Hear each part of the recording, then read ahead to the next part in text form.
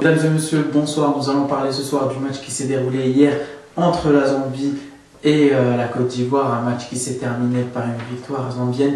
Donc la Zambie qui a remporté cette CAN 2012 sur penalty. Nous allons entrer sans transition comme d'habitude dans le match.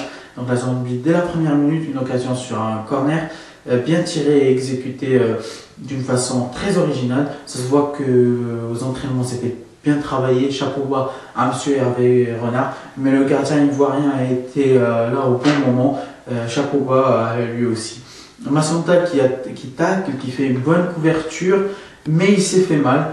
Donc un bon tacle sur le ballon, rien à dire, mais il s'est fait mal. Une volonté des deux côtés de dominer avec pas beaucoup de prise de risque côté zambien. On connaît cette équipe de Zambie qui nous a habitués tout au long de cette CAN 2012 à un jeu plutôt simple.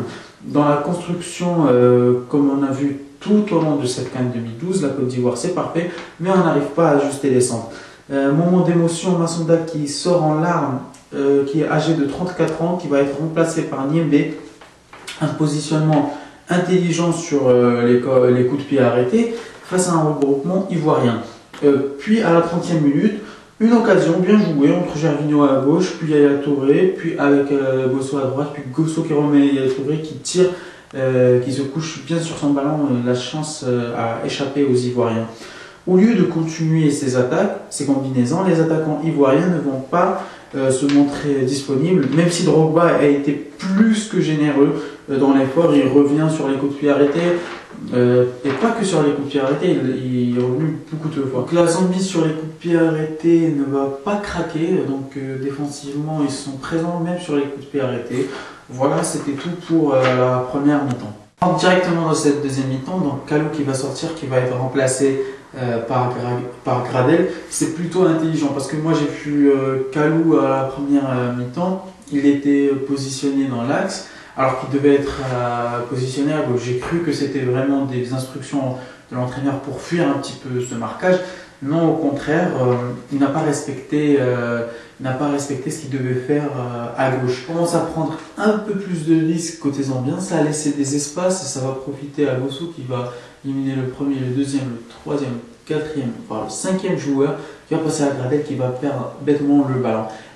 Penalty sifflé, donc Gervinho qui était sur côté droit, qui va rentrer dans la surface de réparation. Il était entre deux joueurs et c'est très facile de faire la faute quand tu es entre deux joueurs, donc qui a obtenu ce penalty intelligemment. Drogba va le rater, qui n'était pas l'exception à ce fameux proverbe qui dit que tous les grands joueurs ratent les penalty, sachant que le foot c'est pas une science exacte. Drogba qui rate une occasion juste après, une défense ivoirienne bien organisée, même si dans la relance c'était pas trop ça. Une occasion avant la fin de la deuxième mi-temps, Gradel qui feinte avec son corps, qui ne lève pas la tête et voilà, il ne savait pas où il était dans la surface de réparation et il va rater. À la première prolongation, on a vu beaucoup de fois un seul joueur à l'intérieur de la surface de réparation sur les centres. Kotongo qui a failli marquer, qui va trouver le poteau. Deuxième prolongation, même chose côté ivoirien, on n'arrive pas à ajuster les centres. Donc voilà, on rentre 0-0 à la fin de la deuxième prolongation. Il y a les pénaltys qui ont été bien travaillés à l'entraînement des deux côtés. Maintenant, j'ai vu juste à la fin de la deuxième prolongation, l'entraîneur Hervé Renard disait à ses joueurs qui veut tirer le pénalty. Donc qui veut tirer le pénalty, donc il veut mettre ses joueurs en confiance. On a travaillé ça à l'entraînement, mais choisissez l'ordre que vous voulez.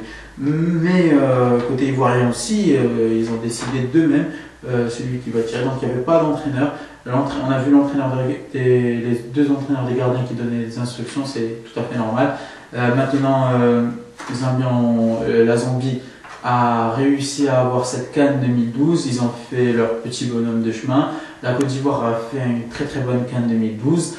J'espère que les vidéos qu'on a postées sur notre page, sur notre chaîne YouTube vous ont plu sur la CAN 2012. Nous allons bientôt revenir donc, à la Botola, à la Ligue 1, à la Première Ligue, à la Ligue A et à la Serie A, puis voir la Champions League pour faire des après-matchs.